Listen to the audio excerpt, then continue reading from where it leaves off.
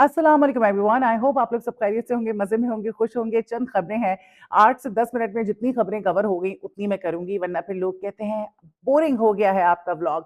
तो भई आयशा उमर के हवाले से बात करेंगे। संगीता जी का एक क्लिप मैंने देखा मूवी सेट से, उसको देख के मुझे उल्टी आ गई, उसके बारे में मैं बात करूँगी। फिर और भी मज़ीद खबरें हैं, एक मॉडल हैं, उन्होंने दूसरी शादी कर ली है, एक और हमारी एक एक्ट्रेस हैं न्यू कमर, उनसे और चंद खबरें हैं, उस पे बात करते हैं। सबसे पहले हम बात करते हैं आयशा उमर की। आयशा उमर किसी तारुफ की मोहताज नहीं है, बुलबुल से उनको शोहरत मिली, एक्टिंग की, फ़िल्में की, एक्टिंग ज़्यादा तो नहीं की, कम की, लेकिन की। उसके अलावा फ़िल्में हमने देखा उन्होंने की, आइटम नंबर्स भी किए और फिर अब उन्होंने finally as a producer movie बनाई मेरा लियारी और वो बुरी तरह से पिट गई। आयशा उमर खबरों में अपनी बोल्ड ड्रेसिंग की वजह से रहती हैं। वैसे तो वो बच्चों की बहुत फ़ेवरेट हैं, लेकिन अपनी बोल्ड ड्रेसिंग की वजह से वो सोशल मीडिया पे हर दूसरे दिन वायरल हुई हुई होती हैं। टर्की में जो उनका शो अब आया था यूट्यूब पर, उसकी वजह से लाज़वाल इश्क, उसकी वजह से उनको बहुत ज़्यादा बैकलैश मिला। फिर आए दिन उनकी कोई ना कोई वीडियो या बोल्ड पिक्चर्स जो हैं वो वायरल हो जाती हैं। अच्छा जी, अब जो है ये अब की बार जो वीडियो वायरल हुई है वो बेसिकली एक नॉर्मल एक इवेंट है डॉल्मेन मॉल में, वहाँ पे वो जाती हैं एज़ अ मेहमान ख़ुसूसी और उनके इर्द-गिर्द गार्ड्स हैं, लोग उनको प्रोटेक्ट भी कर रहे हैं और बड़ा वार्म वेलकम कर रहे हैं। वहाँ पे आयशा उमर आती हैं, पहले उन्होंने फेस मास्क लगाया हुआ होता है और फिर इवेंट पे जब वो पहुँचती हैं, वो फेस मास्क जो है उसको उतार देती हैं। मसला यहाँ पर आ जाता है, जो लोगों ने बहुत ज़्यादा एतराज़ किया, शोर मचाया और नेचुरली बैकलैश उनको मिलना था, वो इस बात पे कि आपने साड़ी पहनी हुई है, लेकिन साड़ी कहने को तो वो साड़ी है, लेकिन उसका ब्लाउज़ जो है वो हद से ज़्यादा छोटा है, डीप गला है, स्लीवलेस है, ना होने के बराबर है। पूरा पेट, पूरी कमर जो है वो नंगी है और आपको पता है हम हमेशा बोल्ड ड्रेसिंग पे बात करते हैं।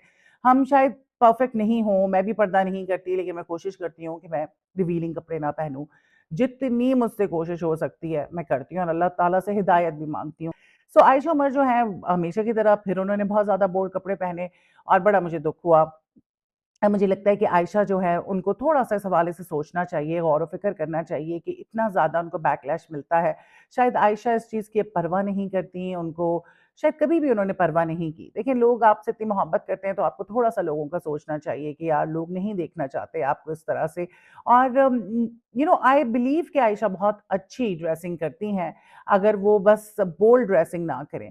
अदरवाइज़ आयशा बड़ी स्टाइलिश हैं। तो आयशा को इस हवाले से जो है थोड़ा सोचना चाहिए और फिर अगर लोग जो है नीचे आके बातें कर रहे हैं, आपको बुरा-भला कह रहे हैं, तो वो तो मुझे लगता है कि जी जस्टिफाइड है क्योंकि पाकिस्तानी अवाम जो अभी भी गैरतमंद है, उसको तकलीफ़ होती है। जब हमारे आर्टिस्ट जो हैं इस किस्म की बेहयाई करते हैं और मसला पता है क्या था? आयशा ने हमेशा से बोल्ड कपड़े पहने हैं, लेकिन डॉल्मेन मॉल एक पब्लिक प्लेस, इतने लोगों के बीच में ऐसा ड्रेस पहन लेना, मैं सोचती हूँ कि जैसे हम कभी बाज़ार जा रहे होते हैं ना, तो मेरे पास 5, 6, 7 अबायाज़ हैं और मैं अबाया पहन लेती हूँ।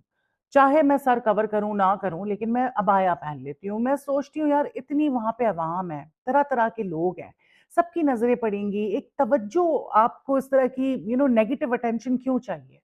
एक औरत अनकंफर्टेबल होती है नेचुरली, कोई भी अगर उसकी तरफ देखेगा, स्टेयर करेगा। सो आयशा का मुझे समझ नहीं आता कि कैसे आयशा ऐसे कर सकती है कि डॉल्मेन मॉल जैसी जगह पे पब्लिक प्लेस में इस तरह के बोल्ड कपड़े उसने पहने। खैर हम क्या कह सकते हैं, क्या कर सकते हैं, हमारा बस यही होता है कि हम इसके बारे में बात करते हैं और गलत को गलत कहते हैं और यही मेरी कोशिश होती है कि एट लीस्ट हम गलत को गलत कहें और अल्लाह ताला हिदायत देने वाला है, वो कब चाहे किसको हिदायत दे दे। बाज़ औक़ात बड़े-बड़े बिगड़े हुए लोग मतलब मैंने खुद अपनी ज़िंदगी में देखे हैं। आयशा कुछ भी नहीं है, आयशा से ज़्यादा बोल्ड और अल्लाह ताला ने हिदायत दे दी। अच्छा आयशा उमर की बात जो है मैं आपको बताऊँ मैंने ना कल इसी तरह से मैं स्क्रॉलिंग कर रही थी, मैं am too busy these days but थोड़ा बहुत जो मैं इंस्टा पे जाती हूँ तो मैंने देखा कि संगीता जी की एक वीडियो क्लिप मैंने देखा कि वो बैठी हुई हैं और सेट पे जो है गाना पिक्चराइज़ हो रहा है और उसमें जो भी होगी वो खातून एक्स्ट्रा होगी या हीरोइन होगी और मैं देख के ना मुझे वो फ़ील आई जो स्टेज ड्रामास पे नहीं औरतें होती थीं नीम बरहना उस तरह की। मतलब वो जो भी खातून थी उसमें, उनके कपड़े और वो उसकी बॉडी लैंग्वेज वो इतनी बुरी थी आप देख भी सकते हैं, कि मुझे लिटरली घिन आ गई और मैंने सोचा और मैंने क्या सोचा लोगों ने ढेर सारे कमेंट किए हुए थे कि यार कब्र में पाँव है और इनको शर्म नहीं आती। संगीता जी के बारे में मुझे बहुत कुछ पता है, लेकिन मैं बोलूँगी नहीं। आजकल वो खबरों में भी हैं, उन्होंने नईमा भट्ट के हवाले से कहा था कि जी उसके बड़े नखरे हैं, वो नहीं है, मैं बहुत एक्सपीरियंस्ड हूँ, वो मुझे मशवरे दे रही थी कि इसको रखो, उसको ना रखो। सो उस हवाले से उन्होंने भी बात की थी तो काफ़ी खबरों में वो रहीं, लेकिन अब ये क्लिप देख के ना मुझे बड़ा दुःख हुआ कि वाक़ई यार किस उम्र को आप पहुंचे हैं ये लोग? इतनी इतनी इनकी उम्रें हो गई हैं, 75 की होंगी, लेट 70s में होंगी वो लाजमी तौर पर, और उनको जरा ख्याल नहीं है कि मैंने अल्लाह को भी मुंह दिखाना है। अच्छा, वहां का माहौल बहुत खराब है, वो जिस माहौल में रह रही हैं, I know a lot of things, a lot of things. मैं ऑफ कोर्स नहीं यहाँ पे बात कर सकती, मुझे भी एक आ जाएगा लेटर कि आपने कैरेक्टर असैसिनेशन कर दी है। सो जब तक आपके पास कोई प्रूफ नहीं हो, आप बात नहीं कर सकते। बस मुझे सिर्फ इतना सा होता है कि संगीता जी को कोई अल्लाह का खौफ नहीं है कि मैंने एक दिन मरना भी है, मेरी इतनी उम्र हो गई है, सारी ज़िंदगी तो आपने दुनिया में नहीं रहना। तो ज़रा इनको, इनमें बिल्कुल शर्म नहीं है, इनमें हया नाम की चीज़ ही नहीं है कि एक नीम बरहना औरत को वो नचवा रही हैं। ठीक है, मूवीज़ बनती हैं, उसमें आइटम नंबर्स भी होते हैं, डांस भी होता है। तो लेकिन इतना वल्गर मैं तो कहती हूँ होना ही नहीं चाहिए। मैं तो कहती हूँ एक मुसलमान मुल्क है, आप सब करो, त तमीज़ तरीके से करो। फ़ज़ूल के ये इंटिमेसी वाले सीन्स और औरतों के कपड़े उतार के उनसे आइटम नंबर्स करवाना, ये ज़रूरी नहीं होता। इन चीज़ों के आप तब मोहताज होते हैं जब आपके पास और कुछ नहीं होता, आपके काम में सब्सटेंस नहीं होता। तो ये क्लिप देख के मुझे बड़ा गुस्सा आया। अब ये जो खातून है, जो नज़र आ रही हैं, वो बिल्कुल ऐसे ही लग रहा है जो स्टेज डांसर्स होती हैं। सो पता नहीं, फिर ये लोग कहते हैं जी हमारी मूवीज़ नहीं चल रही, हमारी फ़िल्में नहीं कोई देख रहा। तो आप कुछ ऐसा बनाएँ तो कि अगला देखे। ये तो वही लोग देखेंगे जो स्टेज ड्रामास देखते हैं। पंजाब में जो कल्चर है स्टेज ड्रामास का, ये वही लोग देखेंगे। ये हम जैसी आवाम तो जाके देखने से रही है वल्गैरिटी और ये थर्ड क्लास चीज़ें। सो ये क्लिप वायरल हो रहा है, आप बताएँ इसके बारे में आप क्या कहेंगे? मैं जानना चाहूँगी। और अब हम बात कर लेते हैं शान बेग की। मैं शान बेग को, मैंने उनका काम नहीं देखा। वो इन्फ्लुएंसर हैं, मॉडल हैं, पता नहीं कैसे वो मॉडल हैं, और उन्होंने एक्टिंग-शैक्टिंग भी की है, 2015 से वो काम कर रहे हैं। और मैं उनको बेसिकली जब मैंने उनको जाना आज से चंद साल पहले, 2019 की बात है, जब उनकी शादी हुई। बड़ी ही स्टार स्टडेड उनकी शादी थी, और लेविश किस्म की। करोड़ों रुपया शादी पे खर्च हुआ, बहुत सारे लोग नज़र आए, और शादी जो उनकी हुई थी एक मिशेल नामी लड़की से हुई थी, और वो शादी जो है ना चली। हमें नहीं पता था, हम समझते थे कि शायद अभी तक जो है, क्योंकि तस्वीरें आ रही होती थी कि शादी चल रही होगी, बेबी भी हो गया था 2021 में, हैप्पीली मैरिड होंगे।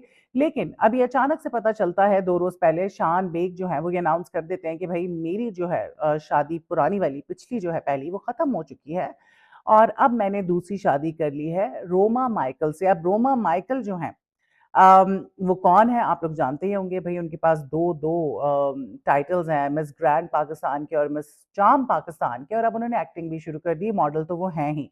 उनकी पॉडकास्ट वगैरह भी हम देख रहे होते हैं। तो उन्होंने रोमा माइकल से शादी कर ली है। अब इस पे भी लोग कह रहे थे कि शायद रोमा माइकल ने इनका घर बर्बाद किया हो। पहली जो इनकी बीवी थी, मिशेल, वो भी काफ़ी बोल्ड सी थी। अब हमें ये नहीं पता कि क्या मामलात हुए, क्या नहीं हुए। हम आई थिंक मैं कोई बहुत ज़्यादा इंटरेस्टेड भी नहीं हूँ, क्योंकि शान बेग कोई बहुत बड़ी पर्सनैलिटी नहीं है। लेकिन यहाँ पे जो लोग बात कर रहे हैं कि जी देखो इसने भी दूसरी शादी कर ली और एक्स्ट्रा मैरिटल अफेयर चलाया होगा, और इस रोमा ने उसका घर बर्बाद कर दिया, तो अल्लाह बेहतर जानता है। I have no idea. लेकिन मैं सिर्फ ये बात सोच रही थी कि यार कितना ज़्यादा ये हो गया है कि हर दूसरे दिन एक आदमी आता है और पता चलता है कि उसकी शादी हो रही है, और इतना शादी पे लाखों करोड़ों रुपए खर्च किए जाते हैं, और खूब तमाशेबाजी होती है, और कुछ अरसे के बाद पता चलता है कि शादी खत्म हो गई है, और फिर पता चलता है कि उसने दूसरी शादी कर ली है। तो ये बहुत ज़्यादा नॉर्मल हो चुका है।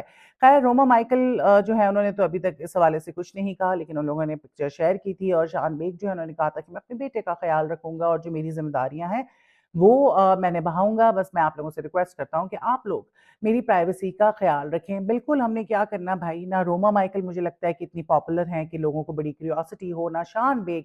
लेकिन क्योंकि इसके हवाले से काफ़ी बात हो रही थी इनकी दूसरी शादी के हवाले से, तो मैंने सोचा इस पे हम बात करें। What do you think about this कि ये हो क्या रहा है? क्या वजह है? ये दूसरी शादियाँ, अचानक से एक शादी होती है, उसपे खूब शोर-शराबा होता है, और दुनिया जहाँ के लोग आते हैं, वीडियोज़ वायरल होती हैं, और फिर पता चलता है कुछ अरसे के बाद वीडियो वायरल हो रही है कि जिनकी डिवोर्स हो गई है, फिर पता चलता है दूसरी शादी कर ली है, या एक्स्ट्रा मैरिटल अफेयर था, लेकिन वैसे अभी दूसरी शादियाँ ज़्यादा हो रही हैं। What do you think? What's going on? इर्द-गिर्द भी मेरे इस तरह के मैं बहुत सारे लोग देख रही हूँ जो दूसरी शादियाँ कर रहे हैं। I don't know what's happening, but मुझे लगता है जब भी मैं कहती हूँ कि भाई शादियाँ जो है ना, उस पे ज़्यादा इसराफ़ मत करो, ज़्यादा शो ऑफ ना करो, क्योंकि अल्लाह ताला ने भी कह दिया है कि जितना शो ऑफ करोगे उतनी बरकत ख़त्म होगी। तो सादगी से करो। ताकि कल को टूटे तो तमाशा भी ना बने। अब पुरानी पिक्चर्स, वीडियो सारी वो वायरल हो रही होती है कि देखो ये फर्स्ट मैरिज पे ये हुआ था। खैर ये थी चंद चीज़ें मैंने सोचा आपके साथ शेयर करूँ, फिर मिलते हैं, अपना ढेरों ख्याल रखें, अल्लाह हाफ़िज़।